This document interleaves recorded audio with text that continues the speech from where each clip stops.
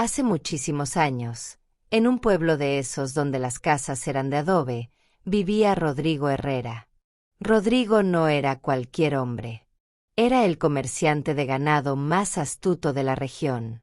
Tenía tierras, tenía dinero, una esposa leal, hijos sanos. Pero lo que no tenía era fe. Dios no existe, decía con su voz gruesa y orgullosa. Si existiera, la vida sería fácil. No habría hambre, no habría enfermedad. Y mírame a mí, tengo todo lo que quiero, y sin necesidad de rezarle a nadie. La gente del pueblo, lo escuchaba y se persignaba en silencio. No hables así, Rodrigo, le decía su padre, un anciano con la piel curtida por el sol. Dios ve todo, hijo. Va. Resoplaba Rodrigo. Yo no necesito a ningún Dios. Mi dinero lo hago con mi propio esfuerzo, con mis propias manos. Su esposa, Elena, intentaba hacerlo entrar en razón, con paciencia. Mi amor, solo porque no lo ves, no significa que no exista, le decía mientras acomodaba la mesa. Pero Rodrigo se reía. ¿Qué Dios?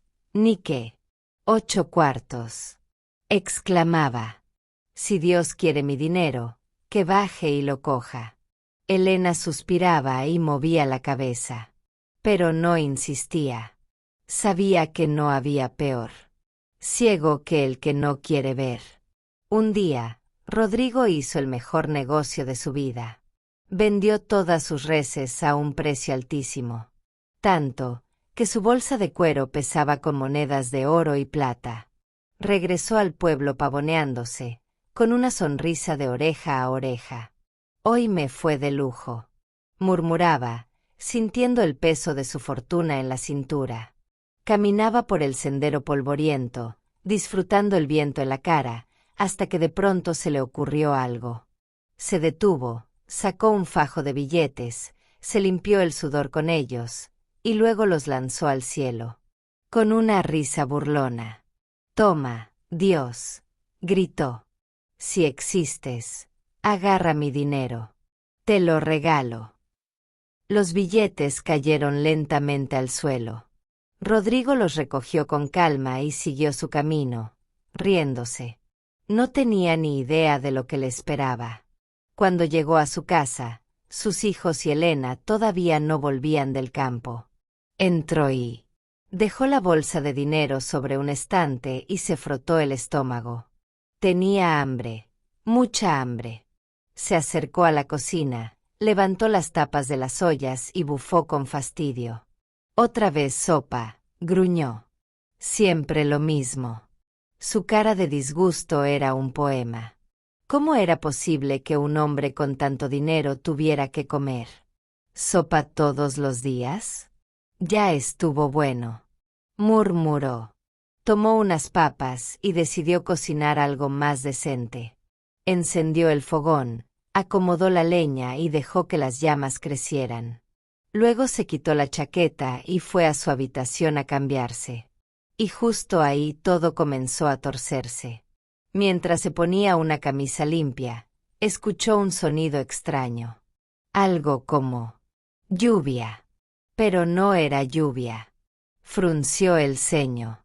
Dio 2 pasos hacia la puerta y, en cuanto la abrió, una nube de humo lo golpeó en la cara. La cocina estaba en llamas. El fuego se retorcía como serpientes furiosas, devorando las paredes de paja y madera. «No, no, no», gritó corriendo hacia el fogón, tratando de apagar las llamas con un balde de agua. Pero fue inútil. En cuestión de minutos, el techo de la cocina se vino abajo, convertido en una lluvia de brasas. Y entonces, Rodrigo lo recordó. Mi plata se quedó helado. Todo su dinero, toda su fortuna. Estaba dentro de la cocina. Con el corazón a punto de salírsele por la boca, corrió hacia los restos humeantes. Revolvió las cenizas con las manos desnudas, desesperado. Nada. No quedaba ni una sola moneda.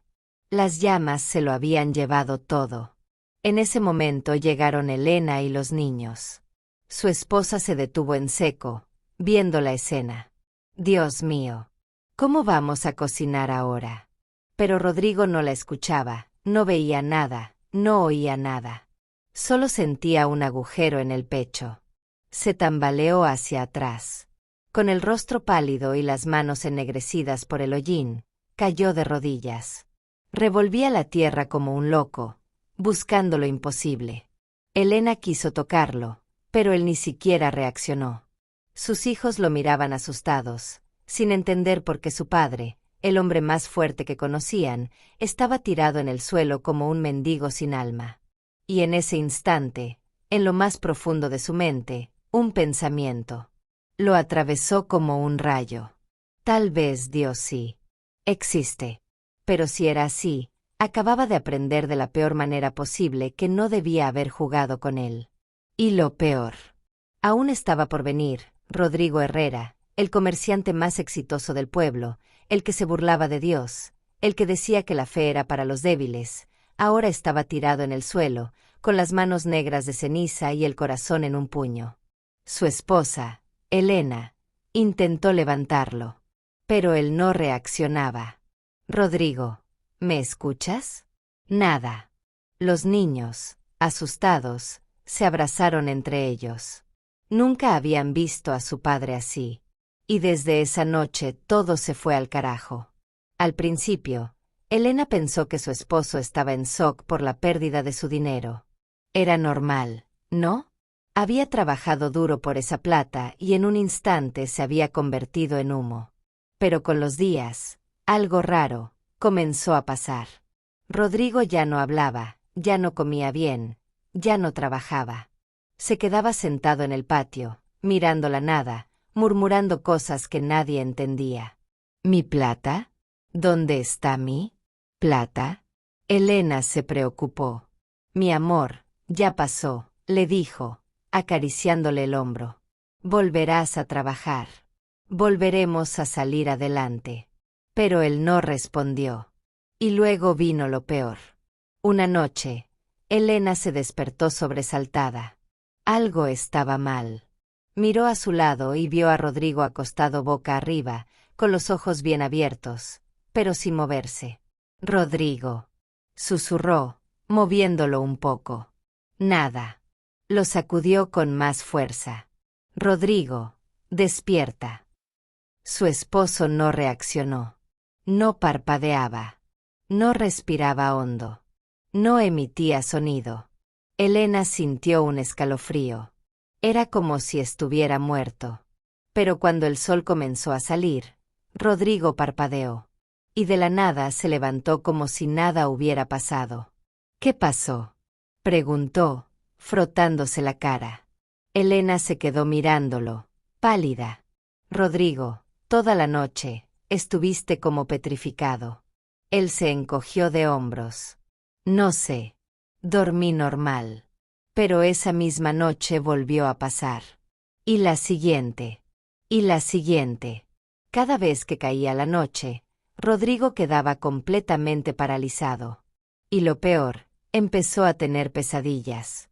No, no, bájate de mí, murmuraba entre dientes. Me estás aplastando, no puedo respirar. Se retorcía en la cama, sudando, frío, con el rostro desencajado. Una madrugada, Elena lo vio con los ojos inyectados en sangre, moviendo la cabeza como si luchara contra algo invisible. «Suéltenme», gritó en un susurro, sin poder moverse. Elena se tapó la boca con las manos, porque se dio cuenta de algo espantoso. Rodrigo no estaba soñando. Los hijos de Rodrigo también comenzaron a notar lo que pasaba. Una noche, mientras Elena estaba visitando a su madre en otro pueblo, los niños decidieron vigilar a su padre. Se quedaron despiertos hasta tarde, escondidos detrás de la puerta de su habitación, espiando. Y lo que vieron les heló la sangre. Sobre el pecho de su padre había pequeñas sombras con cuernos. Eran criaturas oscuras, de ojos brillantes, que lo sujetaban de manos y pies. Uno de los niños tapó su boca para no gritar. El otro, con los ojos bien abiertos, tiró a su hermano del brazo y salieron corriendo del cuarto. Cuando Elena regresó y los vio temblando, les exigió que hablaran. «Mamá, había unos bichos feos en papá», lloró el menor. «No eran bichos, eran demonios», corrigió el mayor. Elena se quedó helada. Esa misma noche, la historia de Rodrigo se esparció por todo el pueblo. Los vecinos murmuraban. Los ancianos se persignaban al pasar frente a su casa. Los curanderos lo visitaron, pero se fueron pálidos, murmurando que no podían hacer nada. Y entonces llegaron los creyentes. La siguiente noche, un grupo de hombres y mujeres de fe llegaron a la casa de Rodrigo. Elena los recibió con los ojos llenos de esperanza. Rodrigo, en cambio, se puso como un loco en cuanto los vio. «Váyanse de aquí», rugió, con una voz que no era suya. Pero ellos no se fueron. Encendieron velas, abrieron sus Biblias y empezaron a orar. El aire en la habitación se volvió pesado. Rodrigo se revolcaba en la cama, lanzando insultos, escupiendo, maldiciendo a todos los presentes. «Dios no existe. Lárguense de aquí», gritaba con furia. Los creyentes no se detuvieron. Oraron, clamaron, siguieron adelante. Las horas pasaron, y la lucha entre la fe y el mal se hizo más fuerte.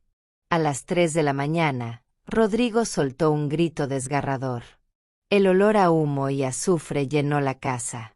Un silencio sepulcral se apoderó del lugar. Y entonces todo terminó. Rodrigo quedó quieto. No se movió por varios minutos. Elena temblaba. Los creyentes se miraron entre sí. «Ha sido liberado», murmuró el pastor. Pero nadie estaba seguro. Hasta que amaneció. Rodrigo se despertó solo. Se sentó en la cama, miró a su esposa, a sus hijos y a todos los que estaban allí.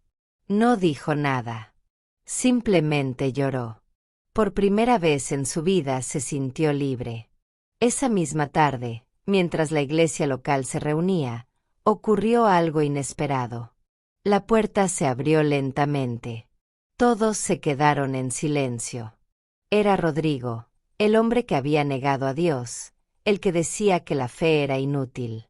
Entró a la iglesia con la cabeza baja y los ojos llenos de lágrimas. El pastor sonrió. «Bienvenido a casa, hermano». El pueblo entero estalló en aplausos y aleluyas. Desde ese día, Rodrigo Herrera se convirtió en el creyente más fiel de la iglesia, y, aunque retomó su negocio, jamás volvió a hablar con soberbia. Porque ahora sabía la verdad. Sin Dios, el dinero no vale nada.